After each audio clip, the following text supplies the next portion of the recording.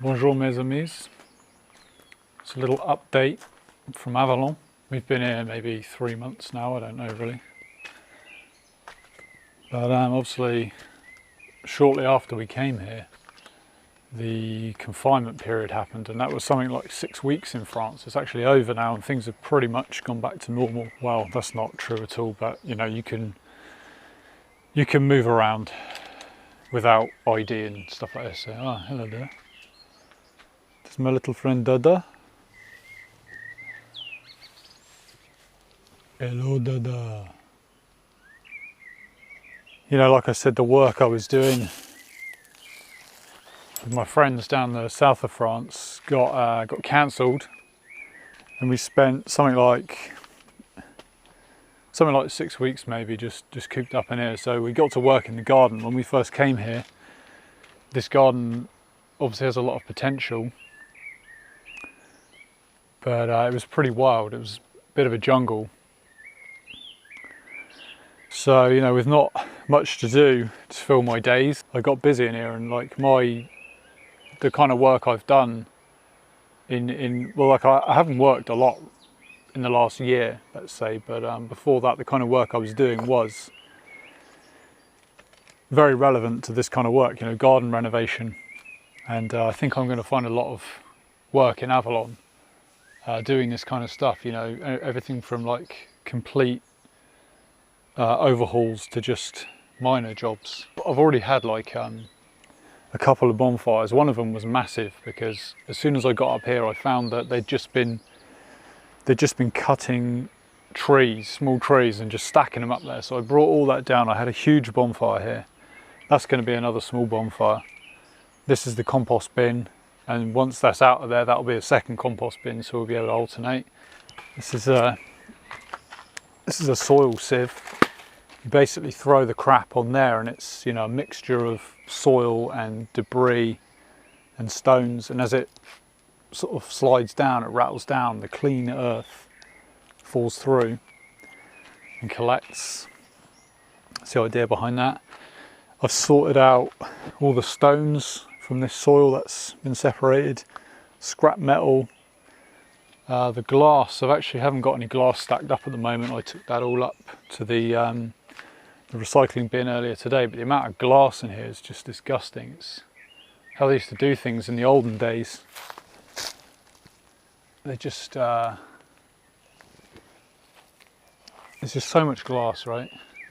They would just throw it off the top, litter basically just everywhere. So we're cleaning all that up. Oh, this is something like, I don't know what this is. It looks to me like a sheep's shoulder or something in a backpack. Apparently that just was thrown down off the top at some point. There's a lot of cliffs in Avalon. It's made of pink granite. And you get a lot of these sort of terraces going on. And we thought what we want to do is get an area where we can have a table and chairs up the top here. We're going to get a lot more evening sun. If you look at this valley that we live in, it's very steep sided, and that sun will set there a long time before it reaches the horizon. So any more elevation we can get, we're going to get better sun into the evening. To that end, I started working up here, right? And I've done a lot because it was covered with weeds and it was a slope like that. So what we've done here is used these old road signs to build a wall. They're held back with these metal posts. It's going to be concealed by this dry stone wall eventually. I'm just figuring out how to do dry stone walls as I go along, really. And I'm levelling off there. Yesterday I dug this bastard out. In fact, it was more than a day. It took me a very long time to dig this out. And, you know, ultimately we're going to have a wooden sort of staircase there. It's going to come round there. Just slats, like a walkway, more steps up here. And then up here we might have probably decking up here, maybe a patio with a table and chairs. That's the idea. But you know, there's still a lot to sort out with this. It's all loose, it's full of, like I say, glass and metal. So yeah, this is sort of getting to the point of this little story. I found some work now. I've been put in contact with a local through some friends, and he owns some of these terraced gardens that are just like a jungle at the moment, and he wants me to go in there and trim the grass and sort of clear the area and see what he can do with these gardens that he owns. And so I took this job. I said, yeah, I'll definitely do that. I'll just have to go and find a tool. And I was thinking I'm going to have to hire a brush cutter, right? Which means I'm going to have to borrow the money from Julie, because I don't have enough money to hire a brush cutter, not even for one day. But then yesterday, the landlord from this place turns up, and this is the first time we've seen him since before the confinement. And he came in here and he looked at what I was doing, and he was really happy about it. He seemed pleased that something was being done with the garden, but he also seemed quite impressed with the scope of what we were doing as well. I mean, I presume it's gonna add value to his property, and he can hire it out for more money in the future. I guess the next tenants, he'll be able to put the rent up. I don't know how that kind of stuff works, but he was, generally speaking, he was really happy. And I mentioned to him that I was looking for a brush cutter, that I needed to hire one. And the funny thing is, he does what they call motoculture, which I think he maintains, and he possibly sells as well, tools like that, lawnmowers, garden machinery, basically. And I said I was looking for a brush cutter, and he said, well, he must have told me then that he's got one. I thought he's going to lend me one. And this is the machine that he had. It's very old. I think it's at least 20 years old. He's obviously had it a long time. It's 45 horsepower, so it's pretty powerful. It's got a good strong motor. It absolutely stinks, which just means it's just burning a lot of fuel. It's got a decent head on it.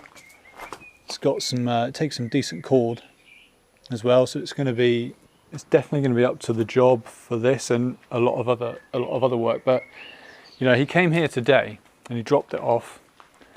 He's given me a tank of fuel, 4 litres of fuel. He's given me some kind of mask, pretty decent mask, harness, everything you need to get started.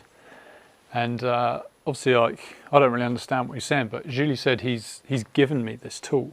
He's actually it's a gift, presumably because he's so happy with what we've done in the garden. So this is the point of this video.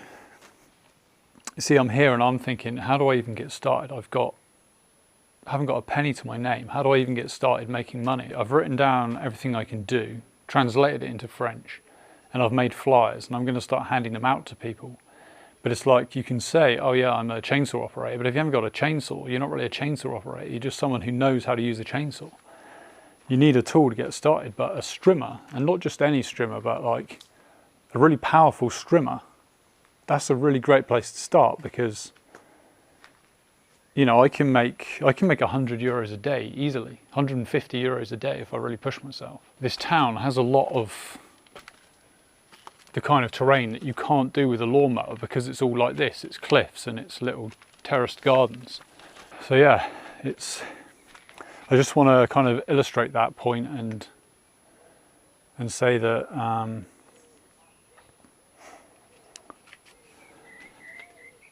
something's got our back, basically.